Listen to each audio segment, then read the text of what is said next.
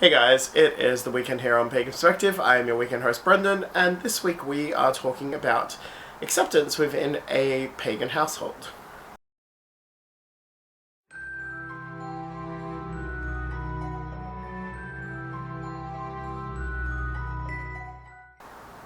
So the topic this week comes from Willow RedWitch. I will post all the information in the bottom section here. It's quite lengthy and worth the read, really.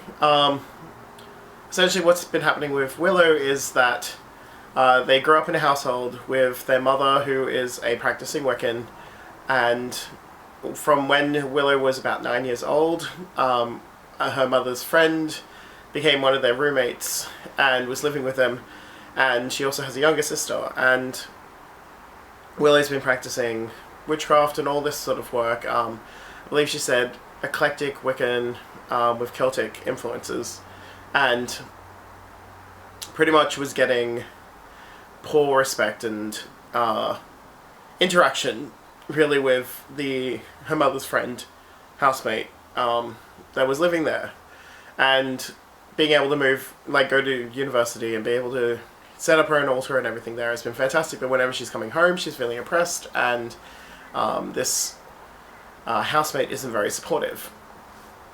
So what I'm curious about is really, I don't know whether you found Wicca and paganism yourself, whether it was something that your mother taught you, or whether it was just like a natural process sort of thing.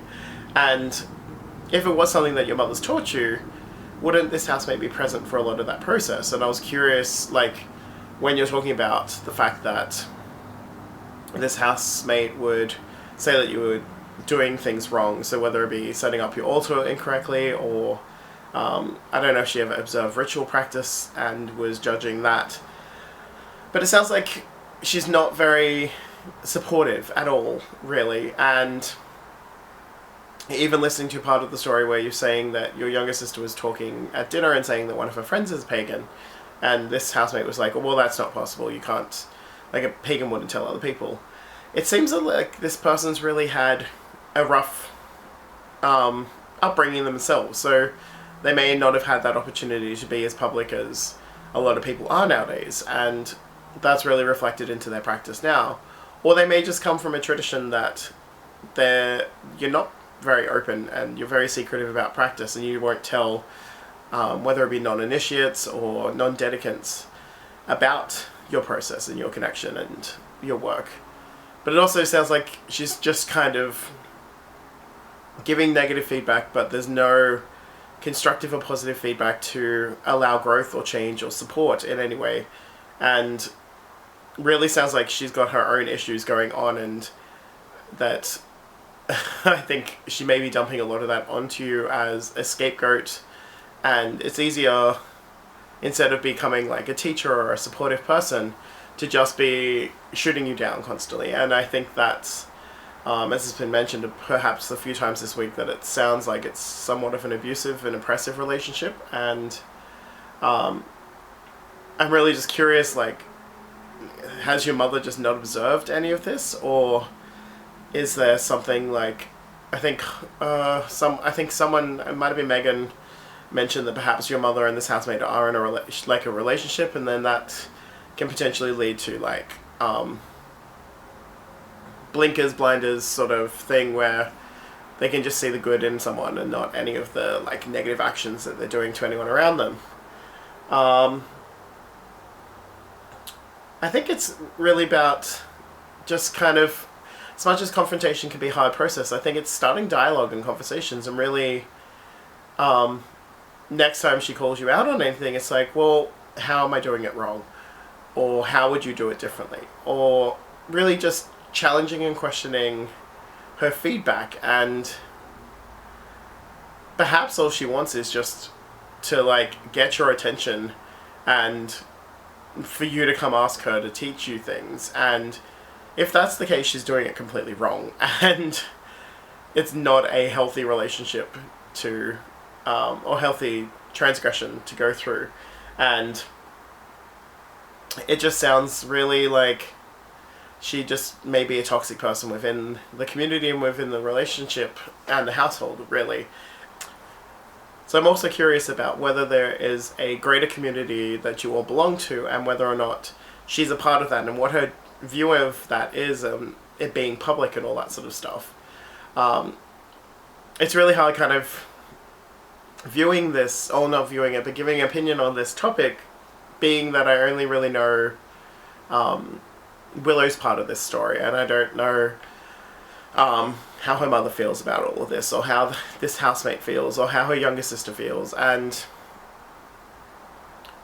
all I can really say, like, it's really hard coming back to a home where you don't feel like you're safe, or you don't feel like you can actually be who you are, and sometimes it's nice having that freedom to be able to leave that, and you've had that opportunity with being able to go to college or university, or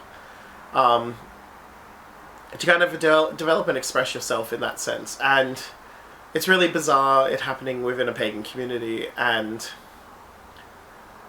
I think what your best thing is really be supportive to your sister in this time, and allow dialogue to easily flow between the both of you. Try to approach your mother and really connect with her over everything. And like I said before, I'm not sure whether or not your mother was actually teaching you your practice at all, or it was something that you learnt elsewhere. So it'd be interesting to see, like, having a dialogue with your mother about what's been going on, and whether or not she's aware to that, or she's kind of just turning a blind eye to all of it. So good luck is all I can really say with this. There's supportive people within this pagan perspective community, within the viewers, with online, all sorts of places. It sounds like you've got a supportive community at the college, university that you're going to, and I'm not sure what the community's like where your mother and that live, so it may be also looking into that community there and finding people who may be able to help, or keep an eye out for your sister and your mother and all that sort of stuff, and help out this housemate person as well. They may be going through their own issues, and I can't really speak to that because I just know what I know from this topic. So good luck. All I can really wish upon this person is, like this housemate of yours, is blessings of self-reflection. May they see how they treat others, and may they be aware of this. And it can be challenging and tough, and if it really does get bad, seek out as much help as possible, and keep yourself safe and look after yourself. And remember that Kara mentioned this, and it's something that I've learned through reclaiming, that you are your own spiritual authority. Your path is your path, and no one else owns that path or lives or walks that path. It is entirely your journey. So remember that you aren't doing anything wrong unless you feel like you're doing something wrong. If you're doing something wrong, it could be fun. But just remember to be authentic to yourself and authentic to your practice and what feels right for you. And that you're going to have haters and you're going to have people with negative views on everything, but just realize that they're going through their own journey and process, and wish them blessings of self-awareness, and keep on moving and keep on practicing and keep on being who you are. And yeah, so for this week, much love and blessings, and blessed be. Mwah.